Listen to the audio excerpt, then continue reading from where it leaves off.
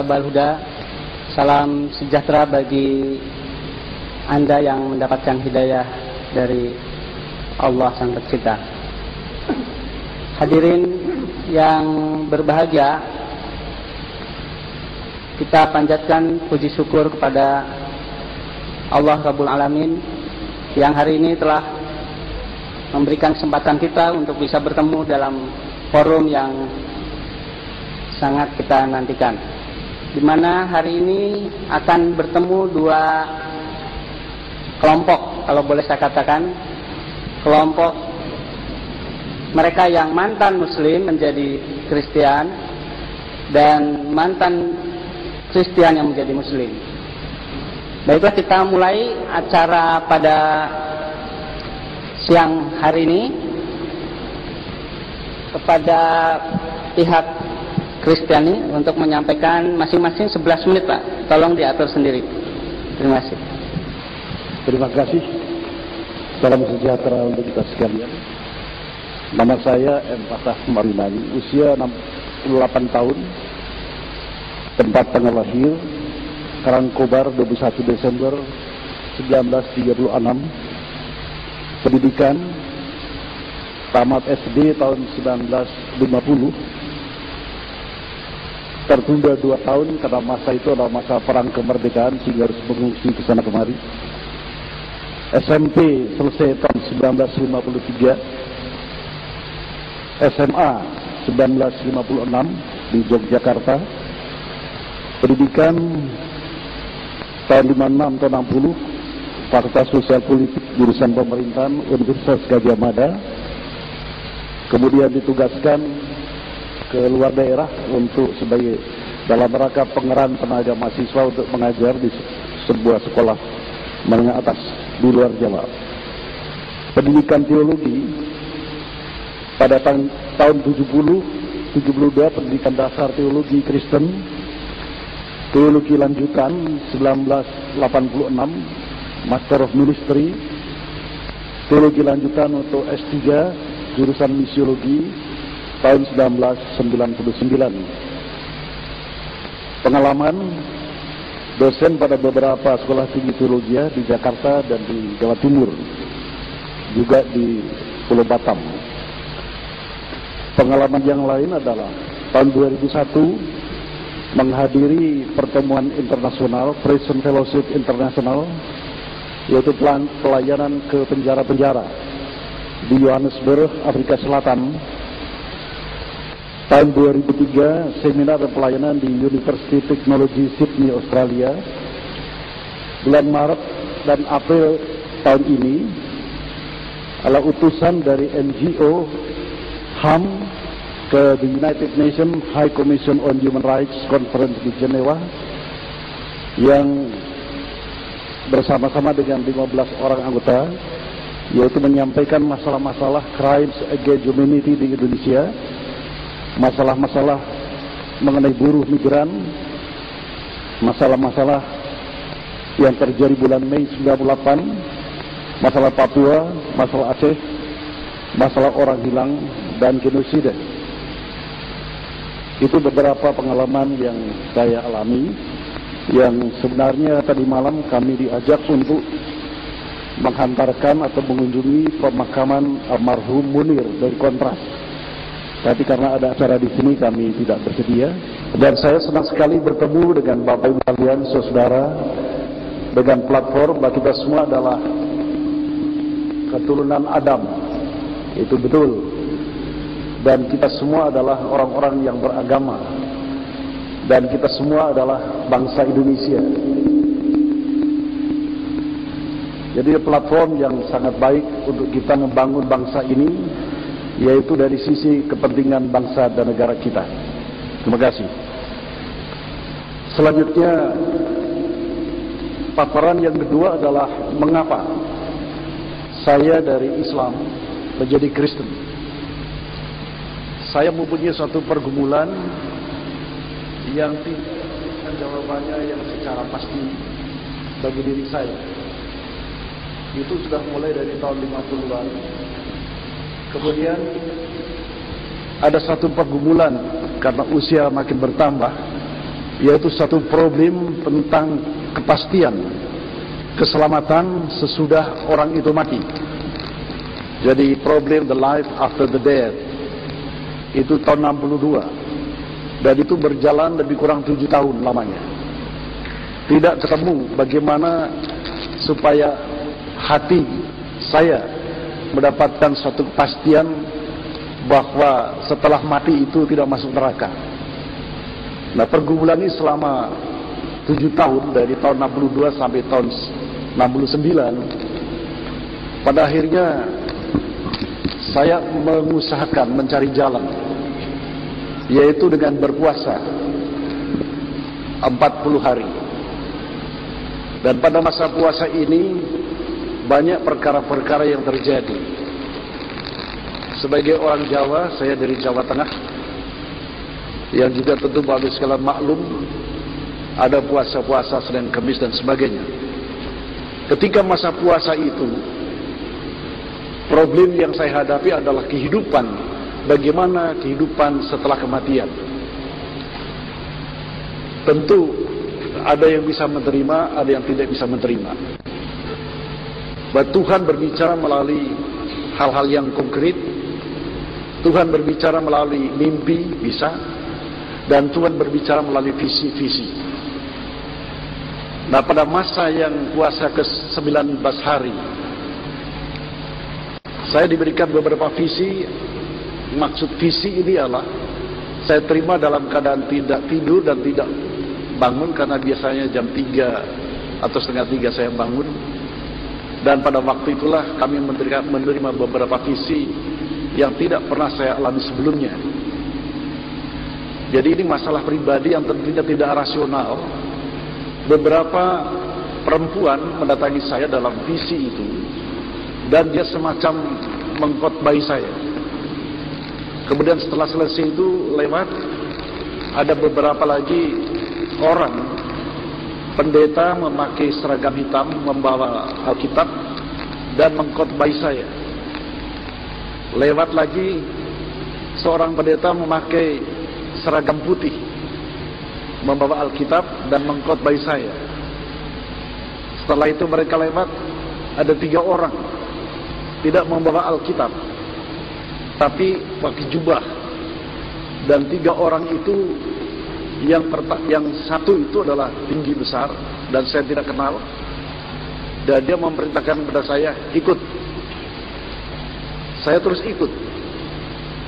Kepada yang pakai jubah tinggi besar itu, dia mempersilahkan saya untuk ada 2 minuman, 2 gelas minuman, teh dan susu. Dan saya sambar yang susu saya minum. Kemudian peristiwa itu berlangsung hari ke-19 sampai ke-25. Dan pada waktu-waktu itu, kemudian pada masa puasa itu, saya didatangi lebih kurang ada 100 lebih malaikat-malaikat yang datang seperti burung dara turun dari langit, dan kemudian dia mendarat di depan kami.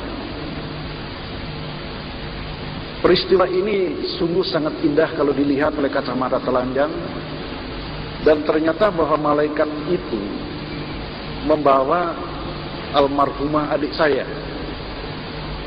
Dan ternyata pada peristiwa itu memang adik saya meninggal, tapi saya tidak tahu. Dan malaikat yang terdepan itu membawa jenazah adik saya perempuan ini, dibawa terbang ke langit arah timur. Dan pemandangan ini sangat mencekam dan sangat menarik sekali. Dan seolah-olah saya ingin mengikuti. Lebih kurang 100 malaikat itu terbang, saya ingin ikut dia. Tapi malaikat yang terakhir, kemudian dia mencabut pedang dan memerintahkan saya, belum waktunya. Jadi kalau seandainya saya pada waktu itu ikut, ya tidak ada di sini. Itu pemikiran saya, dan saya diperintahkan untuk masuk kota, masuk hutan yang lebat, menyeberang sungai. Di dalam hutan itu sangat mengerikan karena gelap gulita. Ada banyak pohon besar dan binatang yang buas. Dan pada saat itulah saya tidak berdaya lagi dan saya tersungkur dalam keadaan ketakutan, saya mendengar satu suara, "Jangan kamu takut, aku beserta dengan kamu." Peristiwa ini berlangsung selama masa hari ke-19 dan 25. Belum selesai visi yang diberikan itu. Kemudian ada segumpal api sebesar kepala yang ada buntut-buntutnya datang dari arah timur, menabrak muka saya, dan saya sama sekali tidak mengerti apa maknanya itu. Kemudian yang terakhir, saya didatangi, arahnya itu dari arah tenggara menuju ke barat daya, barat daya.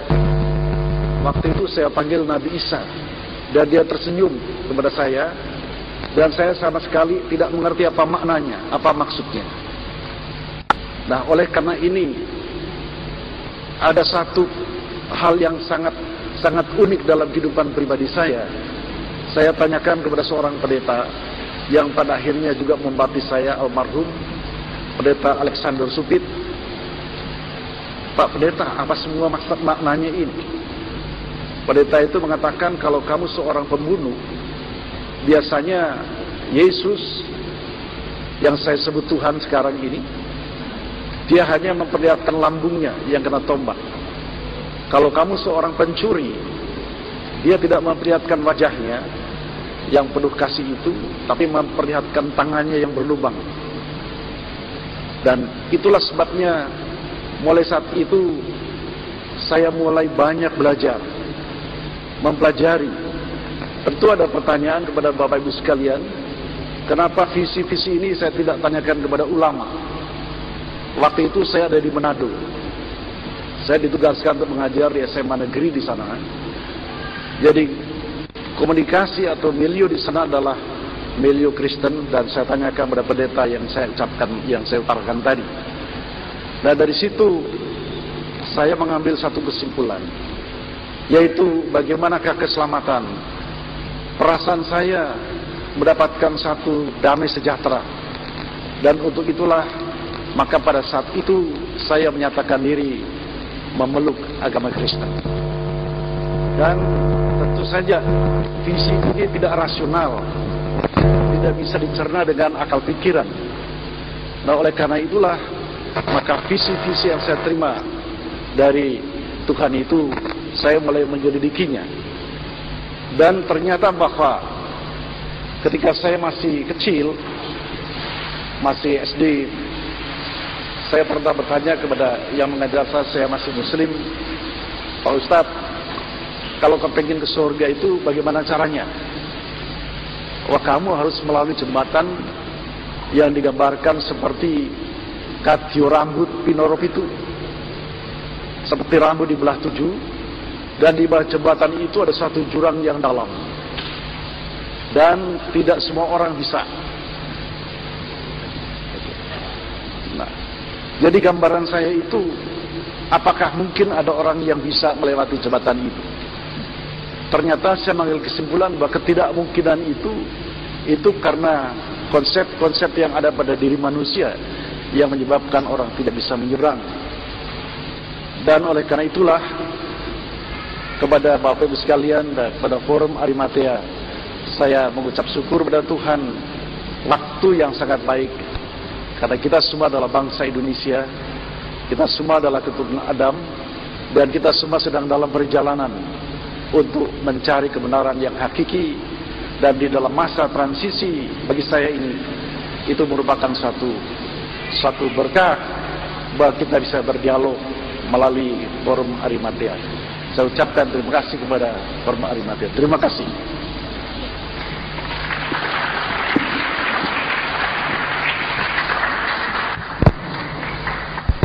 Salam damai sejahtera bagi kita sekalian.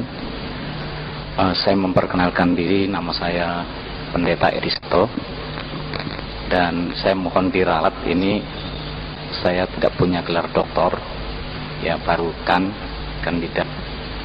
Nanti kalau memungkinkan, Tuhan izinkan pada bulan Februari. Saya lahir tahun 59, tanggal 1 Januari 1959.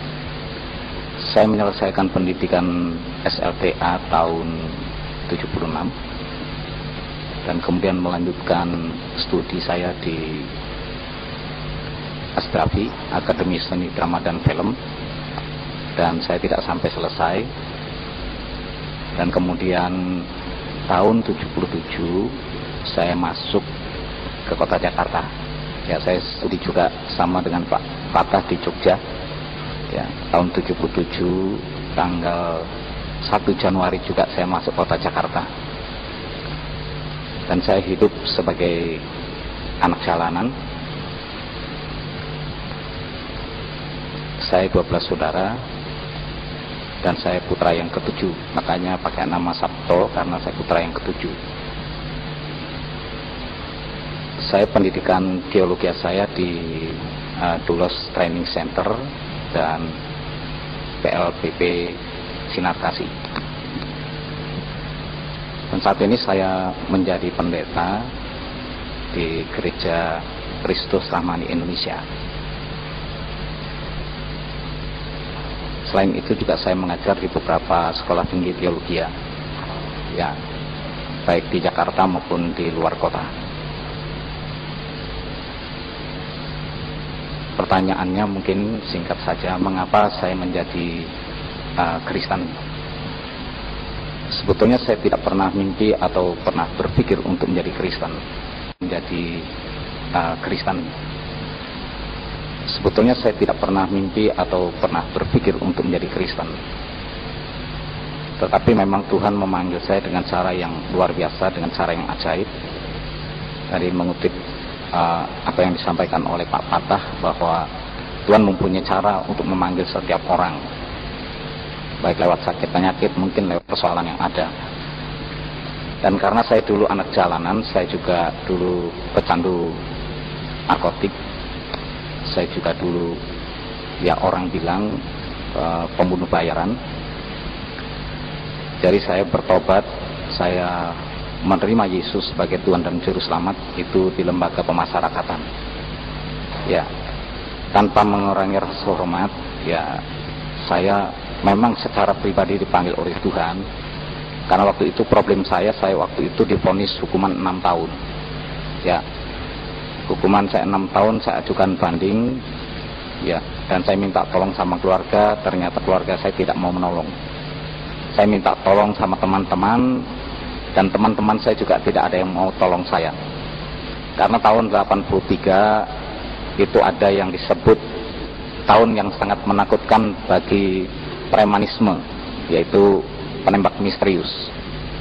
Dan saya termasuk DPO, daftar pencarian orang, karena saya residivis.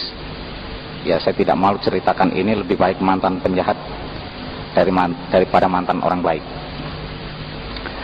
Nah, waktu saya di dalam penjara, waktu saya ajukan banding, saya berusaha bagaimana caranya supaya saya bisa mendapat hukuman yang seringan mungkin. Ya, dengan berbagai macam cara kita coba main uang juga, karena dulu hakim dapat disuap, jaksa juga begitu, polisi juga begitu. Saya mohon maaf kalau mungkin ada saudara yang bersangkutan. Nah, ternyata orang-orang yang saya perintahkan untuk menangani hukuman saya, mereka sudah jual rumah saya, jual kendaraan saya, dan mereka tidak mengurus saya. Dan akhirnya saya merasa kecewa dan coba saya tulis surat sama keluarga saya, dan keluarga saya pun tidak mau tahu.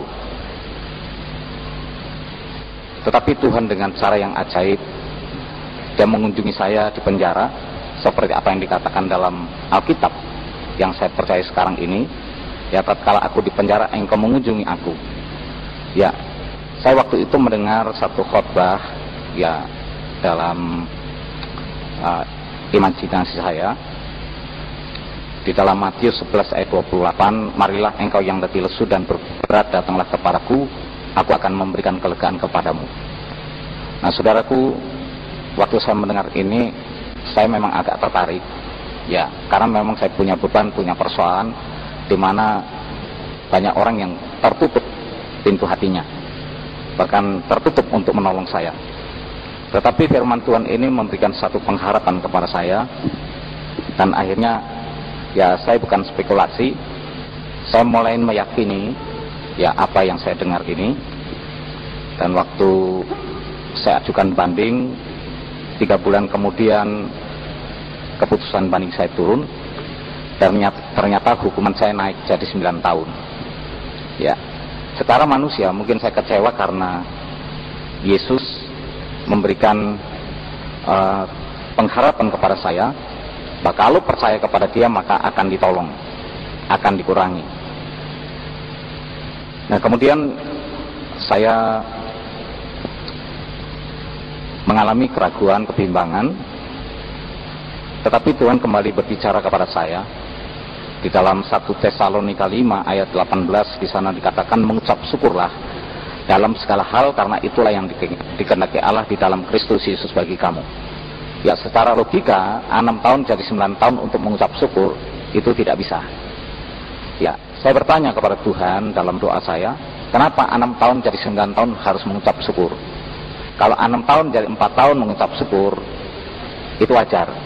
Kalau 6 tahun jadi 9 tahun mengucap syukur, itu logikanya kurang ajar. Tidak bisa. Ya. Tetapi Tuhan menjelaskan kepada saya di dalam kitab Ibrani 13 ayat yang ke-15 bahwa mengucap syukur adalah ucapan bibir yang memuliakan Tuhan. Itulah sebetulnya mengucap syukur. Nah, kenapa saya harus mengucap syukur 6 tahun jadi 9 tahun? Inilah cara Tuhan untuk mendidik saya. Kalau seandainya saya segera bebas, maka saya akan berurusan dengan penembak misterius. Mungkin saya akan ditembak mati. Ya, karena setiap hari waktu saya baca koran, itu orang dapat remisi besar, dapat potongan besar, besoknya sudah lewat. Ya, ditembak misterius. Dan saya mulai bergumul dan saya meyakini bahwa Tuhan punya rencana yang sangat luar biasa. Ya, saya membaca Alkitab di dalam kitab Yeremia 29 ayat 11. Aku tahu rancangan-rancangan yang ada padaku mengenai kamu, demikianlah firman Tuhan. Bukanlah rancangan kecelakaan, tapi rancangan damai sejahtera yang memberi hari depan yang penuh harapan.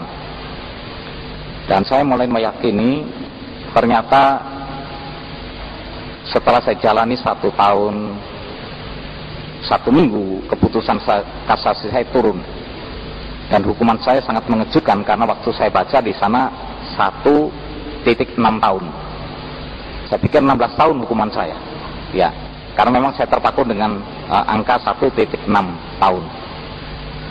Dan kemudian petugas berkata, coba kamu tenang dulu, kamu baca baik-baik. Hukuman kamu bukan 16 tahun. Saya bilang 16 tahun hukuman saya. Coba tenang, kamu baca baik-baik. Ternyata waktu saya baca 1,6 tahun itu dalam kurung ditulis pakai huruf 1 tahun 6 bulan. Saya sangat terkejut. Dan waktu itulah saya meyakini bahwa apa yang Tuhan janjikan itu tidak pernah mengecewakan. Ya, saya membaca dalam surat 1 Petrus 2 ayat 22. Di sana dikatakan ia tidak pernah berbuat dosa dan tipu daya tidak ada pada mulutnya. Artinya setiap yang dia firmankan itu pasti digenapi. Nah, saatnya saudaraku, ya hukuman saya berubah 1 tahun 6 bulan dapat remisi 3 bulan. Ya, terima kasih Pak. Dan kemudian tahun 84 tanggal 24 Agustus saya bebas dari lembaga pemasyarakatan. Dan saya boleh katakan seperti apa yang dikatakan di dalam Rasul 26 ayat 22, tetapi oleh karena pertolongan Allah aku boleh hidup sampai sekarang. Ya, kiranya apa yang saya sampaikan ini bisa menjadi berkat tersendiri bagi Bapak, Ibu, dan Saudara. Amin. Salam damai sejahtera dalam nama Tuhan Yesus Kristus. Perkenalkan diri dulu. Nama saya Yosua Winadi. Saya lahir 6 April 1976.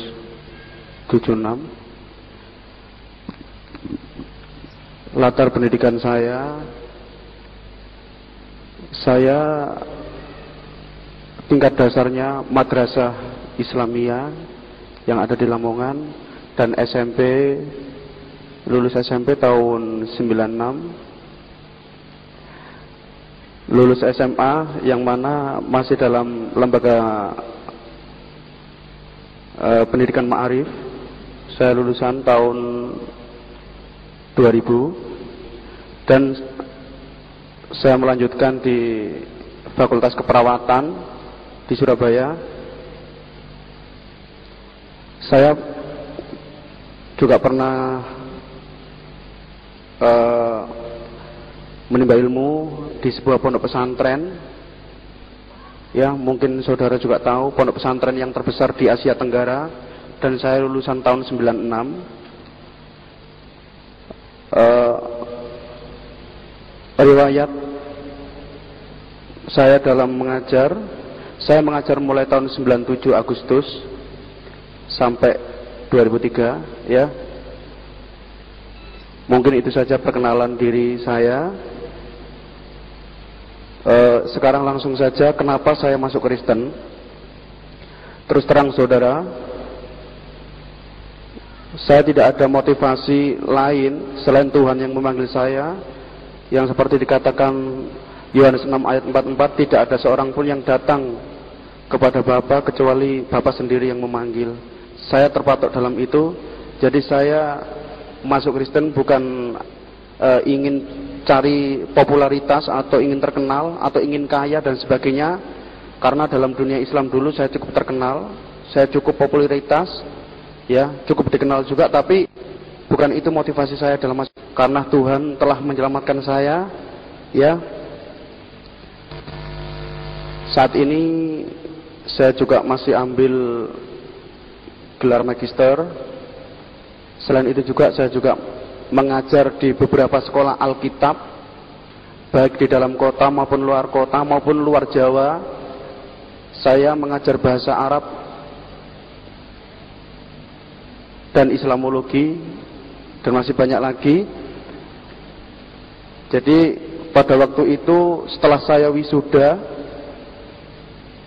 saya mengajar di sebuah pondok pesantren, dan pondok pesantren itu punya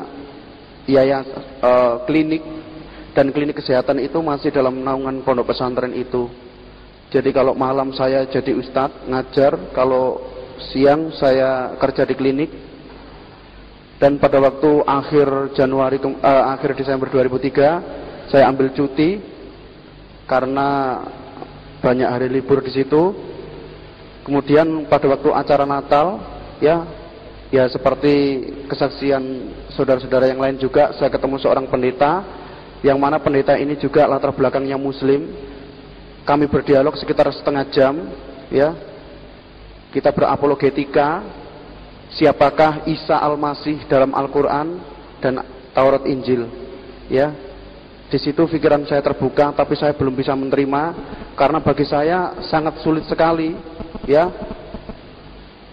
untuk pindah agama. Apalagi latar belakang saya Muslim yang bukan hanya musliman, ya, saya sudah lama. Terus beberapa hari kemudian saya masih terngiang-ngiang dengan dialog saya dengan pendeta itu. Apakah benar gitu? Saya gali terus Al-Quran dan Al-Hadis, saya cari literatur referensi tentang siapakah Isa, ya. Jadi saya itu menemukan beberapa ayat yang mana seperti dijelaskan di situ Al-Quran Al-Maidah ayat 68, di situ diterangkan tidak dipandang orang beragama kalau tidak menegakkan ajaran Taurat Injil. Dan di situ juga saya menemukan, ya, hadis bahwa Nabi Muhammad SAW juga mengatakan nanti akhir zaman turun seorang Isa putra Maryam, ya, dia akan menghakimi dunia, menghancurkan berhala, ya, dia akan membebaskan pajak juga. Banyak sekali literaturnya, ya, mungkin waktunya juga ini mepet 11 menit, ya. Di situ saya mulai berdoa kepada Allah, ya. Saya berdoa minta petunjuk lewat mimpi saya. Kalau toh saya itu masih dikehendaki dalam Islam, ya saya mohon petunjuk. Kalau saya itu mempercayai Isa atau Yesus sebagai Tuhan dan Juru Selamat, ya saya akan pindah dan mohon diberikan petunjuk gitu. Jadi setelah saya bermimpi yang bagi saya itu ajaib dan luar biasa, pagi harinya saya langsung memutuskan untuk meninggalkan segala sesuatunya yang selama ini saya geluti.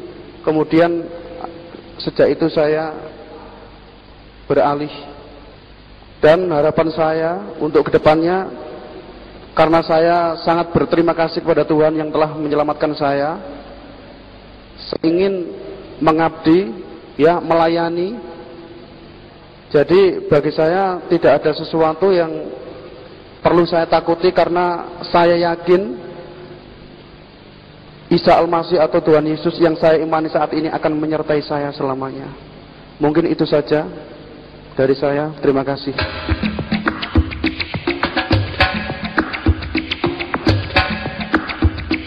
Bismillahirrahmanirrahim. Assalamualaikum warahmatullahi wabarakatuh. Alhamdulillahillazi arsala rasulahu bil huda wa dinil haq liyuzhiru 'ala dini kulli walau karihal musyrikun. Asyhadu an la ilaha illallah wahdahu la syarikalah wa asyhadu anna Muhammadan abduhu wa rasuluh. Allahumma shalli wa sallim wa barik ala Muhammadin wa ala alihi wa sahbihi wa man tabi'ahum bi ihsan ila yaumil amma ba'd. Qala Allah ta'ala fil Qur'anil Karim, a'udzubillahi minasyaitonir rajim. Bismillahirrahmanirrahim. Wa may yabtaghi ghairal islami dinan fala yuqbal minhu wa huwa fil akhirati minal khasirin. Sadaqallahul azim. Alhamdulillah, puji syukur dipanjatkan kepada Allah Subhanahu wa taala. Salam dan salam kepada baginda Rasulullah Muhammad sallallahu alaihi wasallam. Nama saya Insan Elas Mokoginta. Dulunya saya beragama Katolik. Ketika dibaptis, saya bernama Wenceslaus Mokoginta. Yang namanya Mokoginta ya pasti orang tahu itu berasal dari ujung Sulawesi Utara, yaitu Manado lah.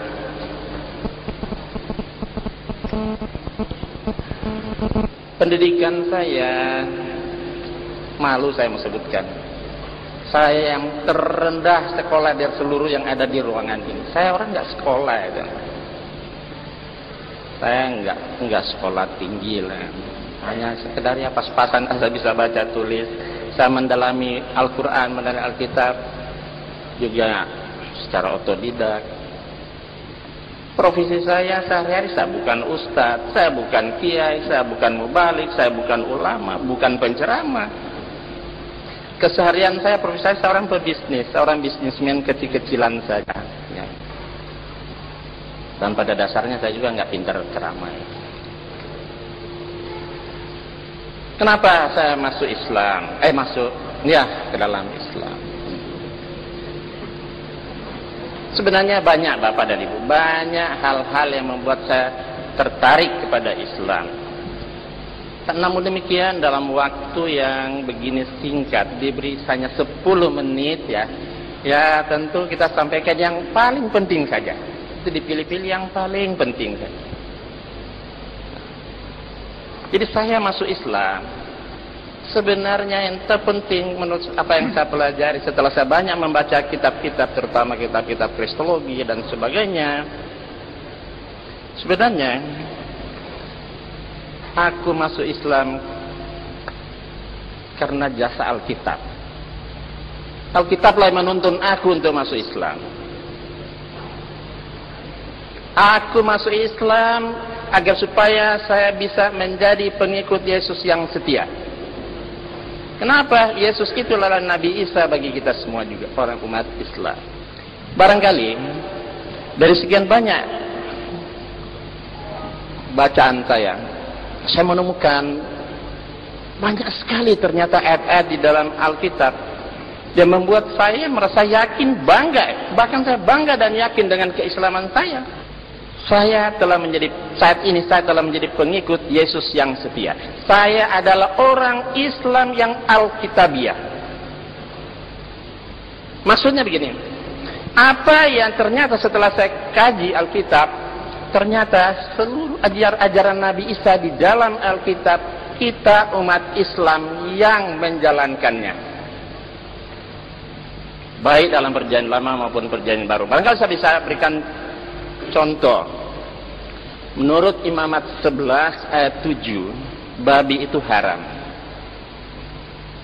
Kami umat Islam mengharamkan babi. Mengikutkan Alkitab. Menurut Kejadian 17, ya, kalau kita baca dari ayat 1 sampai 14, jelas khitan itu wajib. Bahkan siapa yang tidak dikhitan itu ancamannya hukuman mati. Anak yang berumur 8 tahun harus disunat, harus dikerat kulit katanya. Begitu Ishak lahir 8 hari dikhitan. Nabi Zakaria lahir 8 hari dikhitan. Paulus pun lahir 8 hari dikhitan. Yesus Nabi Isa lahir 8 hari dikhitan. Kita umat Islam justru yang mengamalkan khitan Nabi Isa. Kemudian saya menemukan juga tentang bagaimana ajaran keesaan Tuhan di dalam Alkitab, seperti Ulangan 6 ayat 4, ya. Banyak di Yesaya 45 ayat 5, 6, banyak sekali saya menemukan bahwa Tuhan itu esa. Ternyata kami umat Islam yang mengesahkan Tuhan. Sementara ketika saya beragama Kristen dulu, babi saya makan, sunat enggak, Tuhan Yesus saya anggap Tuhan. Begitu juga nanti bagaimana ketika Nabi Isa mati. Nabi Isa mati itu dikafani, enggak pakai peti, dikuburin. Insya Allah saya yakin semua umat Islam matinya seperti mati Nabi Isa, matinya seperti Yesus. Saya mengikuti matinya Yesus, insya Allah. Sementara ketika dalam agama Kristen dulu saya menyaksikan semua orang Kristen namanya mati itu pakai peti, pakai jas, pakai sepatu, didandani bagaikan pengantin. Itu yang saya tahu. Kemudian bagaimana masalah patung? Di dalam Alkitab jelas sekali, Keluaran 20 ayat 4 dan 5 dan banyak ayat-ayat lain. Allah mengancam, nggak boleh membuat patung dalam bentuk apapun kemudian kita sujud menyembah. Nah, ketika dalam Katolik justru penuh dengan patung. Setiap masuk gereja, apalagi ada pengakuan dosa, kita harus sujud depan patung, berdoa minta ampun di depan patung Yesus atau Bunda Maria. Di dalam Islam ternyata di Alkitab melarang patung. Ya, kami umat Islam justru sangat dilarang. Jangankan menyembah, membuat patung aja nggak boleh gitu. Kemudian tentang arah sholat. Selama beragama Kristen, saya sholat ya, kita sholat menghadap kemana? Ternyata di Alkitab dituntun, namanya sholat itu harus menghadap kiblat, harus menghadap Baitullah, Betel ke dalam Alkitab. Kita bisa lihat di Mazmur 5 ayat 8, Mazmur 38 ayat 2. Sholat sujud menyembah Allah harus menghadap ke Betel. Kalau kita Baitullah, Ka'batullah. Kita umat Islam juga yang menjalankan. Tentang kerasulan, saya menemukan di dalam Alkitab kerasulan Nabi Isa, bahwa Nabi Isa itu diutus sebagai rasul untuk Bani Israel saja. Di dalam Alkitab ternyata ada. Di dalam Matius 10 ayat 5 dan 6, Matius 15 ayat 24, Kisah Rasul 13 ayat 23, dan masih banyak lain disebutkan bahwa bahkan Yesus mengaku bahwa dia ada rasul untuk Bani Israel saja. Nah, kami umat Islam menjadikan Yesus sebagai rasul untuk Bani Israel sesuai apa yang tertulis dalam Alkitab. Kemudian ada lagi di dalam Alkitab sebenarnya ada ajaran insya Allah. Tapi umat Kristen saya lihat dimanapun menjamin pasti, asal percaya kepada Yesus pasti masuk surga. Saya katakan, tidak bisa. Kalau kita lihat di dalam Yakobus 4 ayat pasal 4 ayat 13 sampai 17, itu jelas sekali, apabila kamu mengatakan sesuatu yang kamu belum tahu, belum pasti, harus kamu mengatakan jika Allah menghendaki. Ketika Nabi Isa dicoba oleh iblis, dibawa ke satu lereng gunung yang tinggi. Apa kata Nabi Isa Yesus? Lihatlah, kerajaan dunia ini akan aku berikan kepadamu jika engkau mau sujud menyembah kepadaku. Apa kata Nabi Isa? Penyala engkau iblis, sebab ada tertulis hanya kepadanya saja kamu menyembah. Nah, kami orang Islam menyembah hanya kepada Isa, hanya kepada Tuhan, hanya kepada Allah yang disembah oleh Yesus. Tapi selama beragama Kristen, justru saya menjadikan Yesus sebagai Tuhan yang harus saya sembah. Jadi yang mengikuti Nabi Isa, yaitu kami juga umat Islam. Di dalam Yohanes 17 ayat 3, itu jelas sekali Yesus berkata, inilah hidup yang kekal itu, yaitu mereka mengenal engkau satu-satunya Allah yang benar, dan Yesus Kristus yang engkau utus. Yesus mengaku dengan jujur dan polos bahwa satu-satunya yang benar itu Allah Subhanahu wa taala, dan dia hanya seorang utusan. Sementara ketika aku beragama Kristen dulu, aku menjadikan Tuhan itu Trinitas, bahkan Yesus itu aku sembah sebagai Tuhan. Padahal di Alkitab Yesus mengaku dengan jujur dan polos satu-satunya benar hanya Allah, dan dia hanya seorang utusan. Mohon maaf sudah habis waktu. Ya barangkali karena waktunya sebenarnya masih banyak, waktunya sangat sedikit. Ya saya cukupkan saja sampai sekian. Dan perlu Bapak dan catat bahwa saat ini aku telah menjadi pengikut Yesus yang setia, pengikut Nabi Isa yang setia. Kenapa? Karena Nabi Nabi Muhammad adalah yang meneruskan seluruh ajaran Nabi Isa. Gitu. Demikianlah. Assalamualaikum warahmatullahi wabarakatuh.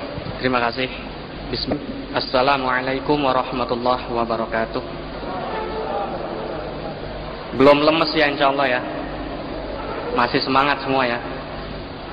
Innal hamdalillah nahmaduhu wa nasta'inuhu wa nastaghfiruh wa na'udzu billahi min syururi anfusina wa min sayyiati a'malina may yahdihillahu fala mudhillalah wa may yudlilhu fala hadiyalah. Asyhadu an la ilaha illallah wahdahu la syarikalah wa asyhadu anna Muhammadan abduhu wa rasuluh la nabiyya ba'dah. Allahumma shalli wa sallim ala Muhammad wa ala ali Muhammad amma ba'd. Kalau Allah Ta'ala fi kitabihil karim, a'udzu billahi minasyaitonir rajim, bismillahirrahmanirrahim, innal ladzina kafaru sawa'un 'alaihim a'dzartahum am lam tunzirhum la yu'minun. Khatamallahu 'ala qulubihim wa 'ala sam'ihim wa 'ala absarihim ghishawatu wa lahum 'adzabun 'adzim. Hadirin rahimakumullah. Alhamdulillah, kalau saya membaca ayat tadi saya jadi malu sendiri. Al-Baqarah, surat Al-Baqarah ayat ke-6. Ini dulu saya tuh kena.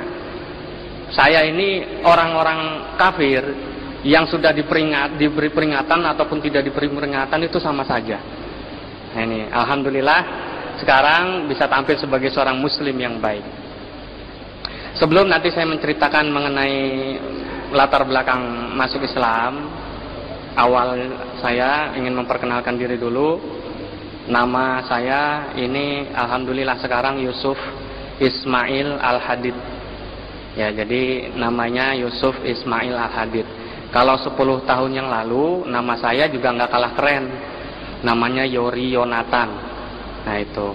Alhamdulillah Pak Kiai Haji Ahmad Ridwan yang mengislamkan saya itu pinter. Dilihat sama mungkin orangnya ganteng jadinya dikasih nama Yusuf gitu ya.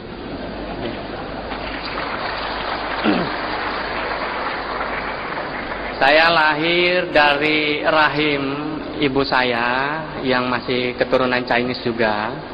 Nama beliau Chinese-nya Li Tiangnyo begitu. Masuk Islam namanya menjadi Rifko Hartini. Kemudian saya lahir dari seorang ayah yang kebetulan pernah jadi pendeta juga, pendeta Pantekosta, karena background saya dulu basicnya adalah dari Kristen Pantekosta. Yang namanya itu dulu cukup unik juga. Nama Kristennya Rudi Rudolf Otto Fortze. Siapa yang bisa ngilangin nanti dapat hadiah. Masuk Islam diganti namanya menjadi Rudi Mulyadi Fortze. Jadi cerita masuk Islamnya saya itu saling berhubungan dengan cerita masuk Islamnya ayah saya, ibu saya, juga adik-adik saya. Pendidikan saya sempat 6 tahun SD di SDN Negeri Beji 3, Depok, Jawa Barat. karena kebetulan saya ini aslinya Jakarta, cuma sekarang lahan dakwahnya di Yogyakarta. Kemudian melanjutkan SMP di SMP Harapan Masa Beji Depok, kemudian SMA SMUN Negeri 97 Jakarta Selatan, melanjutkan lagi studi di Sekolah Tinggi Agama Islam Negeri Surakarta Solo. Saya ambil jurusan ekonomi syariah, khususnya di akuntansi syariahnya. Kemudian dulu waktu saya masih jadi Kristen, belum Islam, 10 tahun yang lalu saya sempat juga mendalami satu kewajiban dari bapak saya, karena kalau setiap orang Kristen juga punya kewajiban dakwah gitu, namanya menginjil gitu. Jadi sudah dari kecil saya dituntun dan dididik oleh ayah saya untuk dapat menggantikan beliau gitu ceritanya awalnya. Maka saya sempat 2 tahun dari mulai kelas 4 SD awalnya itu ya, dididik di sekolah penginjilan namanya Sekolah Teokrasi di daerah di Jalan Nusantara Raya, Beji Depok, Jawa Barat juga. Di situ saya digembleng dan dilatih untuk menjadi penginjil yang ya bisa dibilang memang dulu itu agama saya bagus mengkader umat-umatnya. Karena dari kelas 4 SD saya sekolah penginjilan tuh bayangkan. Jadi kelas 4 SD itu sudah bisa pidato di depan umum dan lain sebagainya. Nah berkat dari situlah alhamdulillah semenjak saya menjadi muslim bisa saya kembangkan sampai saat ini. Saya menerima hidayah dari Allah Subhanahu wa Ta'ala juga sama ceritanya. Jadi tidak disangka-sangka sebelumnya, karena saya juga dulu orang yang paling benci sama Islam, apalagi sama Nabi Muhammad gitu ya. Saya paling anti. Awalnya itu justru yang masuk Islam itu bapak saya dulu. Jadi si Pak Rudi Rudolf Otto Fotze ini dulu yang masuk Islam. Tepatnya pada tanggal 13 Januari 1994. Kemudian 2 minggu kemudian adik saya Yona Yohana dan Jessica namanya masuk Islam. Karena dulu berurutan ya. Nah dengan masuk Islamnya adik saya, gereja waktu itu mengatakan hati-hati Islam itu virus. Kalau nggak dicegah besok virusnya bisa nyebar sama kamu. Alhamdulillah virusnya virus yang baik, betul-betul ketularan saya gitu ya. Nah saya masuk Islamnya itu setelah 4 bulan kemudian. Jadi tanggal 5 Mei 1994 baru saya mengucapkan 2 kalimat syahadat. Ceritanya itu berawal dari diskusi ya, dialog ringan lah dengan ayah saya. Jadi saya cukup kaget kenapa papa itu kok masuk Islam. Padahal dulu papa yang ngajarin saya untuk menjadi Kristen yang baik dan Kristen yang taat. Sekarang kenapa papa mengingkari keselamatan dan lari kepada Islam? Kurang apa Kristen itu? Nah setelah banyak bertanya kemudian beliau menjelaskan. Ini beberapa hasil diskusinya. Saya catat itu dan saya masih ingat karena saya bukukan ya. Judulnya itu bukunya ini ya, Injilku yang Ternoda judulnya. Ini hasil diskusi dan dialog antara ayah saya dengan papa saya. Kasusnya pertama saya dijelaskan, nama saya Yori Yonatan disingkat Yoyon gitu ya. Ya kan ya itulah. Sekarang juga sama kasus namanya Yusuf Ismail. Kalau saya ke Amerika bagus namanya jadi Joseph. Tapi kalau Betawi, orang Betawi manggil saya Ucup gitu. Nah, jadi pertama kali saya diberitahu bahwa kenapa saya masuk Islam? Karena pertama, banyak sekali pelanggaran-pelanggaran yang dilakukan oleh orang-orang Kristen, kamu ini Yon, terhadap Alkitab kamu atau kitab suci kamu. Contohnya apa? Marah saya dulu, karena saya juga pengikut Kristus yang sangat setia dulunya. Biar gini-gini juga calon pendeta gitu ya. Nanti kalau udah besar, maksudnya itu, alhamdulillah sekarang nggak jadi pendeta gitu ya. Nah, yang pertama tadi, salah satu contoh adalah sebetulnya di dalam Injil, di dalam Bible, di dalam Alkitab itu dilarang makan babi. Kenapa kamu makan babi? Lihat kitab Ulangan pasal 14 ayat ke-8. Yang ironis lagi, Alkitab tahun 62 itu tidak ada kata-kata hutan. Yang ada begini juga babi karena memang berkuku belah tetapi tidak memamah biak, haram itu bagi kamu. Alkitab yang sekarang itu ada tambahannya, ditambahin jadi juga babi hutan. Nah ini saya belum bisa terima. Yang kedua contohnya, orang Kristen itu dilarang minum khamr, minum minuman keras. Tetapi kenapa dalam ibadah kamu yang sebulan sekali atau 3 bulan sekali itu yang disebut perjamuan kudus, kamu minum minuman keras? Kemudian orang Kristen harusnya disunat tadi seperti bagaimana yang dikatakan oleh Ustadz Moko Ginta. Dalam kitab Kejadian pasal 17 ayat 10 ada perjanjian antara Allah itu dengan Abraham. Kemudian lagi orang yang saya kaget, ayah saya menunjukkan kalimat syahadat dalam Injil. Saya bingung mana ada kalimat syahadat dalam Injil. Kalau kamu nggak percaya, silakan buka kitab Yohanes pasal 17 ayat yang ketiga. Tadi udah disebutkan. Inilah hidup yang kekal itu, yaitu mereka mengenal Engkau satu-satunya Allah yang benar dan mengenal Yesus Kristus yang telah Engkau utus. Ini belum begitu heboh. Saya pikir ini masih biasa-biasa saja. Yang kedua yang membuat saya tercengang adalah ayah saya memberitahukan beberapa cerita porno, mohon maaf ya. Mohon maaf kepada bapak-bapak pendeta, ini pengalaman pribadi ya. Jadi ayah saya menceritakan beberapa kasus pornografi dalam Alkitab. Yang pertama, Nabi Daud itu berzina dengan istri panglima perangnya yang namanya Batsheba, istri dari Uria namanya. Nah, dalam kitab 2 Samuel pasal 11 itu diceritakan ayat 1 sampai dengan 27. Kemudian ada lagi yang paling aneh adalah 2 orang saudara perempuan pelacur dalam cerita yang terdapat dalam kitab Yeskiel pasal 23, Ohola dan Oholiba. Dikasih tahu lagi sama ayah saya bahwa beberapa ayat yang mustahil atau tidak masuk akal, yaitu ada cerita Musa memarahi Tuhan dan Tuhannya menyesal. Itu dalam kitab Keluaran pasal 32 ayat 7 sampai dengan 14. Kemudian manusia menang berkelahi melawan Tuhan. Ceritanya Nabi Yakub dalam Kejadian 32 pasal 22, Kejadian pasal 32 ayat 22 sampai dengan 32. Yang terakhir ini saya ditunjukkan satu ayat yang akhirnya membuat saya kalah ceritanya dan akhirnya ikut papa saya masuk Islam dalam kitab Matius pasal 7 ayat yang ke-21. Dikasih tahu begini, saya bacain ini. Bukan setiap orang yang berseru kepadaku Tuhan, Tuhan akan masuk ke dalam kerajaan sorga, melainkan dia yang melakukan kehendak Bapakku yang di sorga. Kemudian pada hari terakhir banyak orang akan berseru kepadaku Tuhan, Tuhan, bukankah kami bernubuat demi namamu dan mengusir setan demi namamu dan mengadakan banyak mujizat demi namamu juga. Kemudian pada waktu itulah aku akan berterus terang kepada mereka dan berkata, aku tidak pernah mengenal engkau. Ya, diusir, nyahlah daripadaku kamu sekalian pembuat kejahatan. Di situ saya berpikir, yang menyebut satu-satunya umat di dunia ini yang menyebut Yesus Tuhan itu kan cuma saya dulu. Maka akhirnya kalau nanti dikatakan di sini di hari akhir atau hari kiamat nanti saya diusir sama Tuhan saya, padahal saya sudah banyak waktu itu ikut kegiatan penginjilan yang dilakukan oleh pendeta-pendeta senior saya, berarti sama saja pahala saya sia-sia gitu. Nah akhirnya setelah diskusi panjang mengenai Alkitab, kemudian ayah saya menjelaskan tentang keislaman. Dari hasil diskusi itulah, ini karena waktunya sudah tidak cukup, kurang lebih selama 4 bulan itu saya digodok, dimatangkan mengenai Alkitabnya, kemudian juga dibandingkan dengan Al-Quran. Nah, dari situ, tepatnya tanggal 5 Mei 1994, setelah melalui diskusi yang panjang, baru saya mau menyatakan diri, saya bersedia masuk Islam. Dan Alhamdulillah sampai sekarang, saya berani mengatakan isyhadu bi annal muslimun. Saksikanlah kalau saya sekarang udah jadi muslim, makanya saya pakai sorban, bukannya maksud biar jadi kiai gitu, enggak. Ini banyak ustadz, banyak habib. Ya, terima kasih. Saya serahkan kepada. Assalamualaikum warahmatullahi wabarakatuh. Selamat sore kepada saudara-saudara kita dari umat Kristiani. Alhamdulillahilladzi hadana lihada wa ma kunna linahtadiya laula an hadana Allah.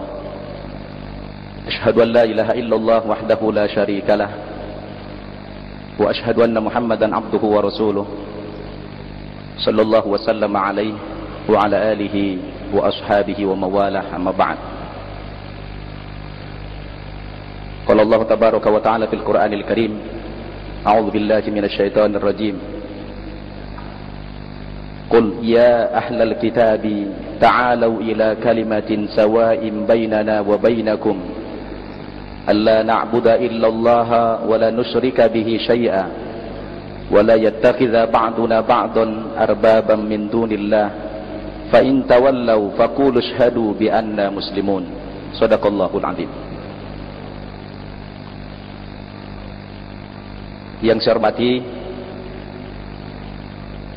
semua pengurus Arimatea yang telah sukses menyelenggarakan dialog pada sore hari ini, saudara-saudaraku dari umat Kristiani, saya sangat kagum kepada beliau-beliau ini berani hadir di tengah-tengah komunitas muslim. Bapak Ibu tahu enggak kenapa beliau-beliau ini berani hadir di tengah-tengah umat Islam? Alasannya tidak lain karena beliau-beliau ini kan mantan muslim. Sedikit banyak beliau-beliau tahu jikalau agama Islam itu adalah rahmatan lil alamin.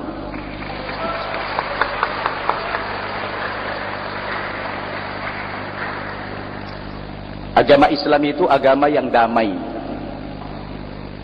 Sesuai dengan kata Nabi, al-muslimu man salimal muslimuna min lisanihi wa yadihi. Yang dikatakan muslim itu apabila dia bisa mengamankan orang lain termasuk muslim maupun non muslim dari gangguan lisan dan tangannya. Jadi beliau tahu itu Islam agama yang damai, makanya berani hadir.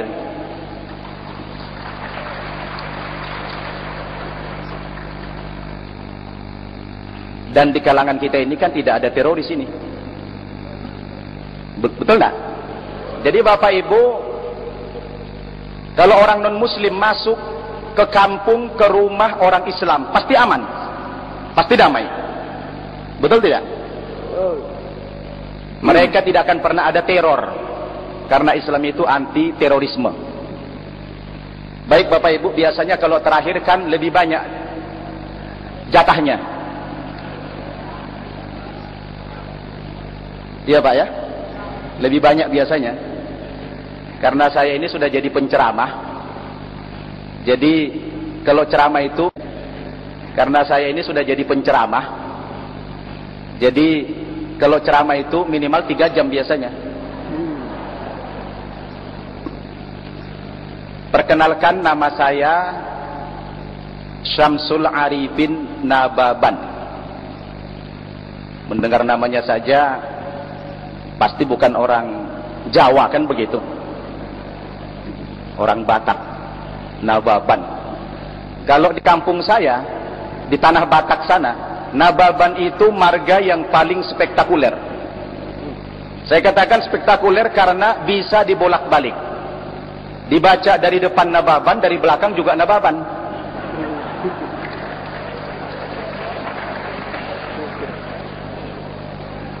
Itu nama muslimnya. Nama baptis saya cukup lumayan bagus juga, Bernard Nababan. Nababannya tidak boleh tinggal itu.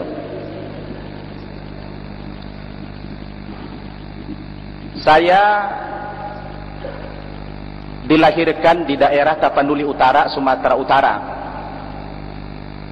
pada tanggal 10 November tahun 1966.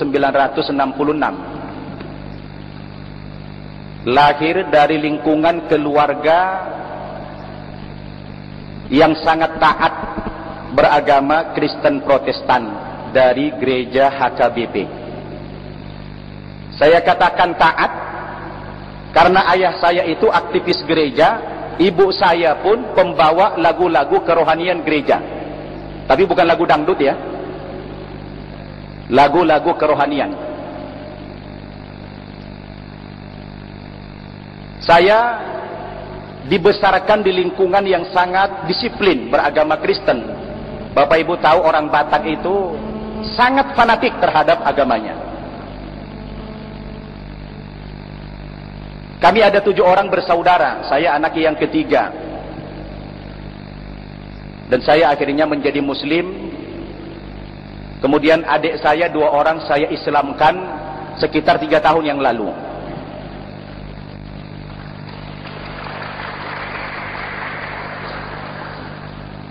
Pendidikan terakhir saya di Kristen SMA, tetapi pernah sebentar masuk ke Sekolah Tinggi Teologi HKBP Nomensen. Sayang karena ayah saya itu meninggal dunia tahun 86, sehingga kejiwaan saya waktu itu terganggu karena saya sangat disayang oleh ayah. Karena di antara anak-anak, beliau itu saya yang paling dekat kepada orang tua dan sangat menjiwai agama Kristen itu. Setelah saya masuk Islam, Saya langsung masuk ke pesantren cabang Gontor di Jawa Timur sana, di Jember. Kebetulan begitu masuk Islam bisa baca Al-Quran dalam waktu 1 minggu. Alhamdulillah. Makanya saya prihatin kalau di Jakarta ini banyak saya lihat anak-anak Islam yang berumur 60 tahun tidak bisa baca Quran. Anak-anak umur 60 tahun Pak tidak bisa baca Quran. Di Jakarta banyak. Tapi kalau yang hadir ini tidak ada itu. Tidak ada yang ngaku.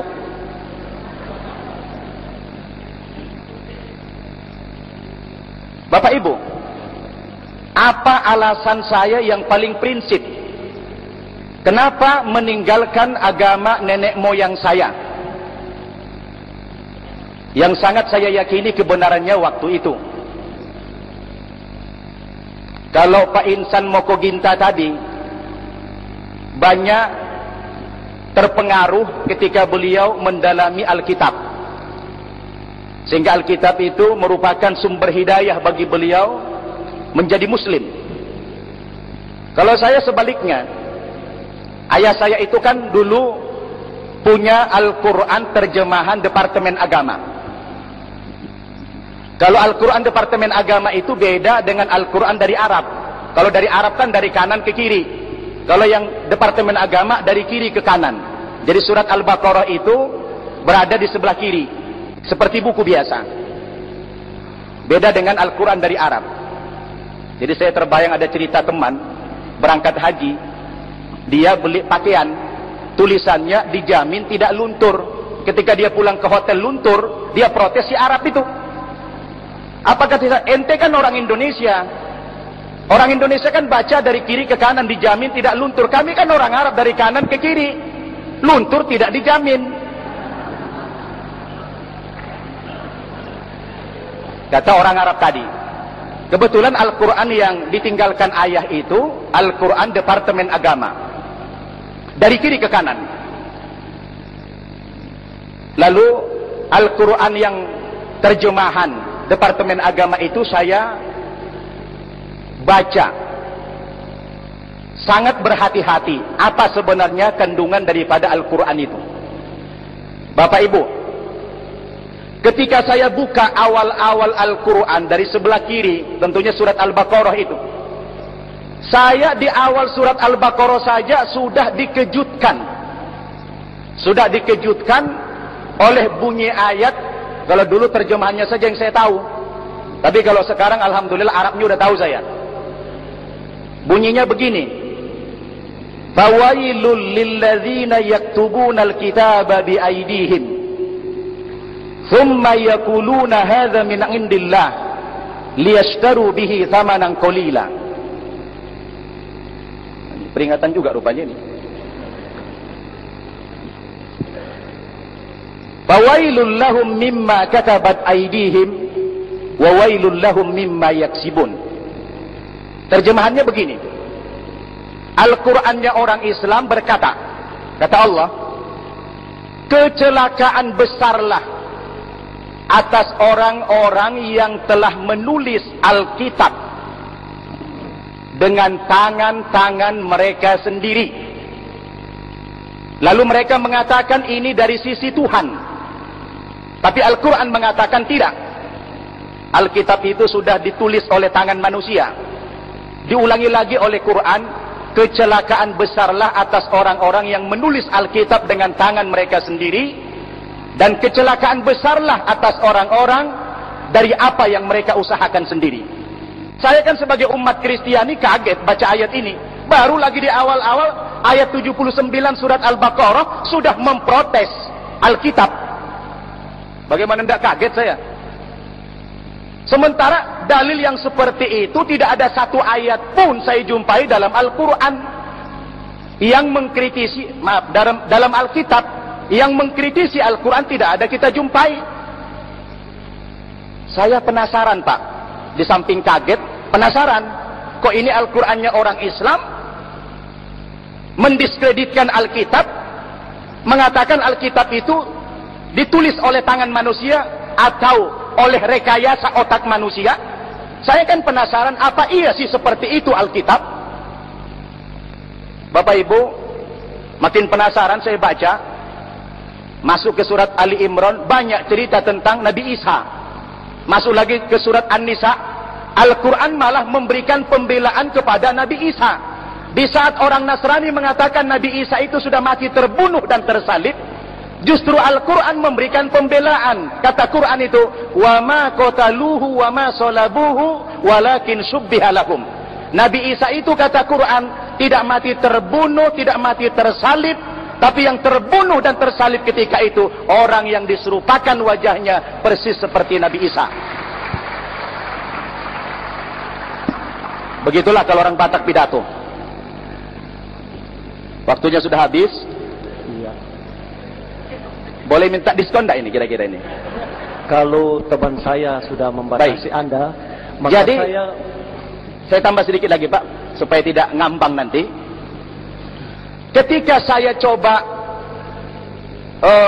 melanjutkan, lalu saya terbayang, karena saya kritis waktu itu.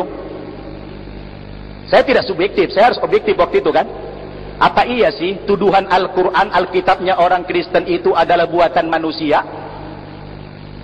Begitu saya Pak penasaran, 2 tahun saya membuka Alkitab ini sampai habis ini saya baca ini. Ternyata setelah saya cerna dengan akal saya, betul juga. Ternyata pernyataan Quran itu bukan fitnah, malah fakta. Salah satu contoh, hari ini ingin saya buktikan terhadap pernyataan Quran tadi, supaya tidak fitnah begitu. Ada dimakan syair-syair di dalam Alkitab yang bahagian daripada kitab suci. Misalnya saya bacakan yang paling indah saja, berbicara tentang kenikmatan cinta. Betapa cantik, betapa jelita engkau, hai tercinta. Kataku, aku ingin memanjat pohon korma itu dan memegang gugusan-gugusannya. Kiranya buah dadamu seperti gugusan anggur dan napas hidungmu seperti buah apel. Kata-katamu manis bagaikan anggur. Saya tanya itu pendeta, Pak, kenapa Alkitab kita bicara buah dada terlalu vulgar? Apa tidak ada istilah yang lain? Kata pendeta, Pak, biarin aja nababan, supaya beda mana buah dada, mana buah rambutan, katanya. Oke. Ini susah ini kalau jadi memotong terakhir, karena ini sudah merupakan bukti, akhirnya saya pun ikhlas saya meninggalkan agama Kristen. Panjang sebenarnya, tapi karena sudah di-cut ini, saya minta tadi 30 menit. Akhirnya saya mengikrarkan 2 kalimat syahadat tanpa sedikit pun ragu terhadap agama Islam itu. Ya, tidak ada secuil pun. Akhirnya alhamdulillah, saya pun sekarang menjadi muslim yang baik insya Allah, dan saya telah mengislamkan 200 orang lebih. Wah, demikian Bapak Ibu, terima kasih. Ya. Sangat singkat waktunya. Wabillahi taufiq wal hidayah. Wassalamualaikum warahmatullahi wabarakatuh. Baik, acara berikut barangkali sesuai dengan permintaan panitia, kita mau mendengar sanggahan atau komentar atau penjelasan barangkali dari pihak Kristen. Dialog seperti ini adalah sangat berguna. Bagaimanapun juga kita sedang mencari kebenaran yang hakiki. Dan saya percaya, karena semesta alam ini diciptakan oleh satu pribadi, dan dia akan bermuara juga kepada satu pribadi. Tetapi oleh karena kita itu masih hidup di dalam dunia ini, dan kita di tengah-tengah yang pelbagai macam suku bangsa, etnis, agama, kepercayaan, dan terutama di Indonesia yang pluralisme, saya menilainya ini suatu anugerah Tuhan, bukan untuk dipertentangkan, tapi bagaimana kita untuk bisa mengakurkan di dalam, karena waktu juga yang terbatas. Saya beberapa hal akan memberikan satu komentar tentang Isa adalah rasul untuk orang Israel. Pertama-tama bahwa ketika Abraham atau Ibrahim dipilih, itu bahwa ada ketika manusia sudah jatuh di dalam dosa. Kita semua tahu, baik di dalam Islam maupun Kristen, ketika ada peristiwa atau kasus buah kuldi. Jadi manusia berdosa, Lalu Tuhan itu mengadakan suatu bagaimana merestorasi manusia yang sudah jatuh dalam dosa, lalu dipilihnya Abraham atau Ibrahim. Nah, dari keturunan Ibrahim ini kemudian memilih satu bangsa. Dan dari satu bangsa ini kemudian memilih semua bangsa. Jadi kalau dikatakan Isa adalah rasul untuk orang Israel, benar. Pada awalnya pelayanan Isa yaitu memilih satu bangsa yang di dalam Keluaran pasal 19 ayat yang ke-5 dan 6 itu ditujukan sebagai kepada bangsa Israel sendiri. Dan itulah masa pelayanan Isa Al-Masih. Tetapi sejenak sebelum Yesus naik ke surga setelah mengalami dalam iman kami kematian dan kebangkitan serta kenaikannya, di dalam Injil Matius pasal 28 ayat 19-20 itu adalah diperintahkan, pergilah. Saya bacakan tolong. Karena itu jadikanlah semua bangsa muridku dan baptislah mereka dalam nama Bapa dan Anak dan Roh Kudus, dan ajarlah mereka melakukan segala sesuatu yang telah kuperintahkan kepadamu, dan ketahuilah aku menyertai kamu senantiasa sampai kepada akhir zaman. Kemudian visi pelayanan hanya untuk orang Israel itu memang ditulis dalam Keluaran pasal 19 ayat yang ke-5 dan ke-6 yang berbunyi sebagai berikut.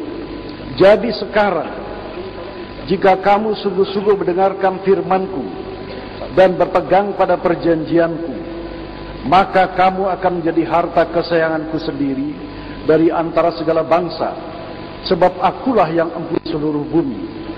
Kamu akan menjadi bagiku kerajaan imam dan bangsa yang kudus. Inilah semua firman yang harus kau katakan kepada orang Israel. Jadi pada masa pelayanan Isa itu hanya terbatas kepada orang Israel pada masa hidupnya. Tetapi menjelang kenaikannya ke surga, ada perintah pergilah ke semua bangsa. Nah, kita tahu bahwa temperamen Israel itulah suatu bangsa yang keras kepala. Dia tidak melaksanakan amanah daripada Tuhan. Jadi,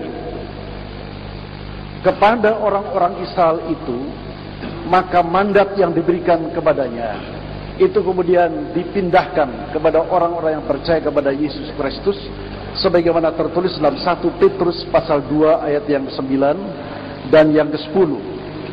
Tetapi kamulah bangsa yang terpilih, yaitu orang-orang yang percaya kepada Isa, imamat yang rajani, bangsa yang kudus, umat kepunyaan Allah sendiri, supaya kamu memberitakan perbuatan-perbuatan yang besar dari Dia yang telah memanggil kamu keluar dari kegelapan kepada terangnya yang ajaib. Kamu yang dahulu bukan umat Allah, tetapi yang sekarang telah menjadi umatnya, yang dahulu tidak dikasihani, tetapi yang sekarang telah beroleh belas kasihan. Jadi ini mandat ini, berkat ini adalah ditujukan kepada semua orang yang percaya, karena Israel gagal untuk mengemban amanat Allah ini. Berikutnya, perkataan insya Allah yang tertulis dalam Yakobus pasal 4 ayat yang ke-4 sampai 17. Di dalam kekristenan juga, meskipun tidak diucapkan dengan insya Allah, itu adalah hal-hal yang mengenai soal sehari-hari. Misalnya saya akan ke Pondok Gede hari ini, padahal tadi malam saya harus berangkat ke Batu dalam rangka pemakaman Munir, bekas ketua Kontras, tapi saya tidak bisa.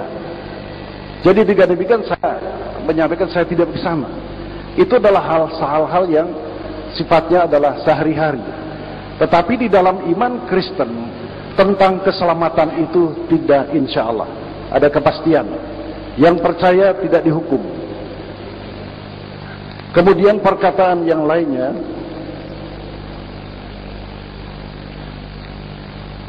yang berikutnya ialah tentang pornografi dalam Alkitab, sebagaimana digambarkan tentang konteks Daud dengan Batseba. Jadi semua hal-hal yang mengandung soal dosa memang banyak tertulis di dalam Alkitab, Maksudnya untuk menunjukkan meskipun dosamu merah seperti kermisi, meskipun seperti apa saja dosa yang dialami oleh manusia itu, ada anugerah keselamatan, sola gratia, apabila percaya kepada Yesus Kristus. Jadi bukan berarti untuk mengajarkan orang berbuat dosa atau berpornografi, tetapi inilah gambaran-gambaran yang ada dosa yang ada di dalam umat manusia. Sama seperti Raja Salomo, itu juga yang penuh hikmah itu pada akhirnya juga menyembah berhala. Tetapi apabila dia datang kepada Kristus menurut Alkitab, dia diselamatkan. Berikutnya ialah bahwa Islam adalah rahmatan lil alamin. 100% saya mengaminkan. Amin ya. Amin. Jadi saya boleh mengatakan haleluya. Dalam pandangan kami, ada hal-hal yang perlu kita cermati, bahwa saya tahu bahwa Islam itu adalah berserah, pasrah. Pasrah kepada siapa? Pasrah berserah kepada Allah. Saya aminkan itu. Tetapi di dalam hal ini adalah pandangan kami adalah Islam secara universal meaning. Pengertian umat Islam secara universal.